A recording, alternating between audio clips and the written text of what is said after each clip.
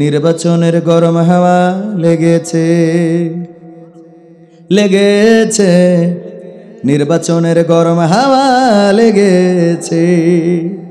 শার্টকোট সব রেখে ঘরে পাঞ্জাবি আর টুপি পরে ভোটের তরে রাস্তায় আজ নেমেছে। কথা কয় না? এরম কিছু আল্লাহর ওলি আছে না নাই? সারা জীবন ইসলাম কি এইটা চেনে না, আর এখন দাড়ি টুপি পাঞ্জাবি হুজুর দেখি হুজুর। আমার আব্বা কি পরিমাণ ভালোবাসত হুজুরকে, ও বাসে না বলো, আব্বা বাসত। নির্বাচনের গরম হাওয়া লেগেছে, নির্বাচনের গরম হাওয়া লেগেছে। শার্টকোট সব রেখে ঘরে পাঞ্জাবি আর টুপি পরে ভোটের তরে রাস্তায় আজ নেমেছে। নির্বাচনের গরম হাওয়া লেগেছে। কাউকে এখন ধরবে হাতে, কাউকে ধরবে পায়, বুড়ো চাচার বলবে ডেকে তুমি আমার ভাই। চাচা কয় ওরে বাবু রে, আমি তোর ভাই হব কি করি, তোর আব্বার ভাই ছিলাম আমি তোর চাচা হই। ও হ্যাঁ আঙ্কেল ভুলে গেছে। কাউকে এখন ধরবে হাতে, কাউকে ধরবে পায়, বুড়ো চাচার বলবে ডেকে তুমি আমার ভাই। পকেট থেকে বের করিয়া দিবে টাকার নোট, বলবে আমি জনদরদি দিও আমায় ভোট।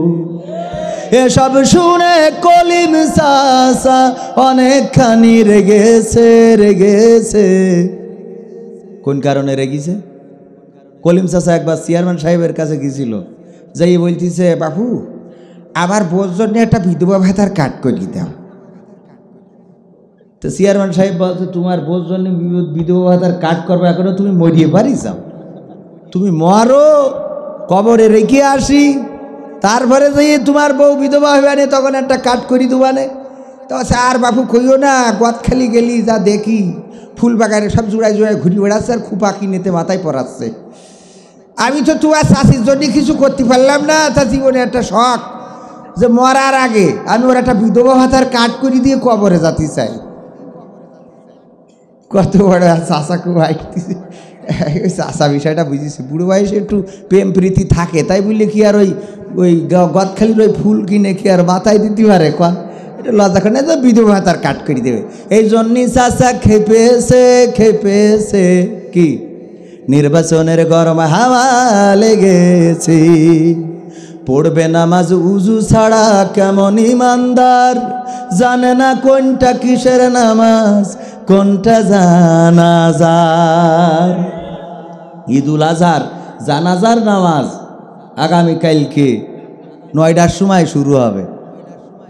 ঈদুল আজহার কেন নামাজ? জানাজার নামাজ। এখন আমাদের মাত্র 2টো ঈদ বছরে, আর সুন্নিয়াতের যারা দাবি করে ওকে 3টে ঈদ, একটা ঈদে মিলাদুন্নবী। স্যার আমাদের কটা? 2টো, এর মধ্যে একটা জানাজা যদি হয়ে যায় তা বাকি থাকে কটা? এও দেখা যাচ্ছে যে কবে না কবে ওরও জানাজা পড়ি ফেলে, মাঝখানে ঈদই নেই।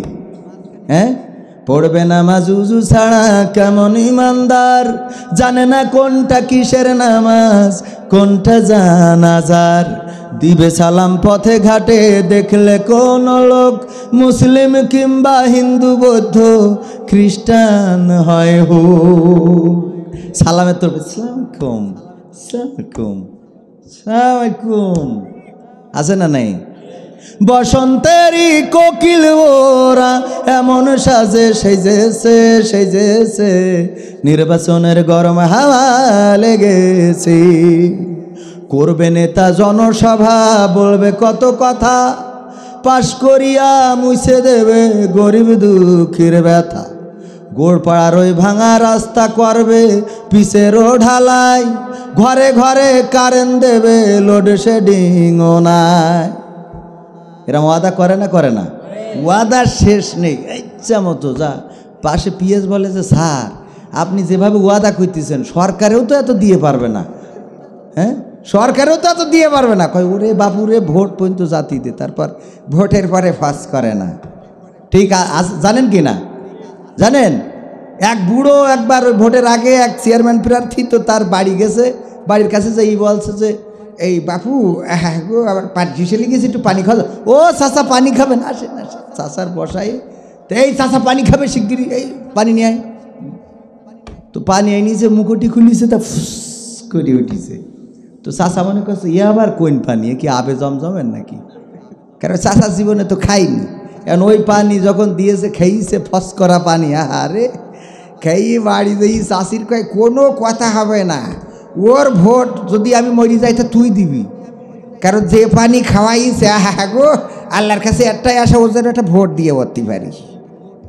এখন ভোট দিয়েছে, পাশও করিয়েছে, করার পরে এবার এসেছে ভোটের পরে। যে ভোটের আগে যখন এত খাইছে, এখন তো ভোটের পরে এত কোনো সমস্যা নেই। এসি বলছে, এসি দেখে যে আগের মতো আর কেউ বসিছে, বসি বলছে একটু পানি খাতে আইসি গো। হ্যাঁ গো কেউ আসো পানি দেওয়ার মতো, কেউ কোনো কথা, এই কেউ আসো একটু পানি দিতে পারো। একজন এসি কয় পানি খাবেন চাচা? ওই যে কল দেখা যাচ্ছে দেখতে পাচ্ছেন না? সে বাপু বুড়ো মানুষ, কল চাপতে যে ই করে দাঁত ভেঙে যায়, একটু এই নিয়ে দেওয়া যায় না?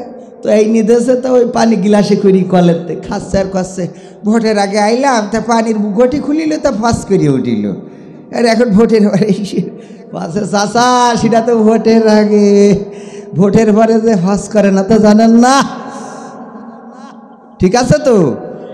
করবে নেতা জনসভা, বলবে কত কথা, পাশ করিয়া মুছে দেবে গরিব দুঃখের ব্যথা, ভাঙা রাস্তা করে দেবে পিচেরও ঢালাই, ঘরে ঘরে কারেন্ট দেবে, লোডশেডিংও নাই, করতে এদের প্রতিহত জনগণ খেপেছে খেপেছে, নির্বাচনের গরম হাওয়া লেগেছে। ঠিক আছে তো? এটা নিয়ে আবার মন খারাপ করার কিছু নেই। তার কারণ হলো, যদি ভালো কাজ করেন, আপনি নির্বাচিত হয়ে যদি জনগণের জন্য কাজ করেন, তাহলে জনগণ জীবন বাজি রেখে আপনাকে আবার পাশ করিয়ে দিবে। টেনশন করার কিছু নেই, হতাশ হওয়ার কিছু নেই। লা তাকনাতু মির রাহমাতিল্লাহ। জনগণের পাশে যে থাকবে, জনগণও তার পাশে থাকবে ইনশাআল্লাহ। আপনারা রাজি আছেন তো? জনগণের জন্য যে কাজ করে, নাকি ওই ভোটের আগের রাতে যে এক প্যাকেট বিড়ি দেয় তার কাছে দিয়ে দেন, এরম লোক আছে না নাই? আমার এখানে যত প্রার্থী আছে, আল্লাহ সকলকে কবুল করুন, সকলকে জনগণের জন্য কবুল করুন। সবাই তো বলেনি যে দেশ এবং দশের সেবা করার সুযোগ দেন। নীল আকাশে উঠছে সিল, অমুক মার্কায় মারো সিল, তারপরে কি জিতবে এবার ইনশাল্লাহ, অমুক মার্কা ইনশাল্লাহ। আল্লাহর নাম আছে না নাই? আল্লাহর নাম নিয়ে প্রচার চালাচ্ছে না চালাচ্ছে না? তো এই জন্যে যারা আল্লাহর নাম নিয়ে প্রচার চালাচ্ছেন, আমি অনুনয় করে বলবো আল্লাহর জন্য হয়ে যান। ভোটে পাশ করেন আর না পাশ করেন, জনগণের জন্য কাজ করেন। এই বছর যদি পাশ না করতে পারেন, আগামী বছর জনগণ আপনার ধরিয়ে নিয়ে ভোট করাবে। কবে আমাকে জনগণের পাশে ছিল, আর এ গতবার ফেল করেছে, আমরা রং নাম্বারে ডাইল করি ফেলিলাম। রং নাম্বারে কি ডাইল করিব, মুরব্বীরা যেটা কয়, মানে ডায়াল তো কইতে পারে না, কয় ডাইল করি ফেলিছি। ঠিক আছে, আচ্ছা আমি যেহেতু সময় চলে যাচ্ছে, এখন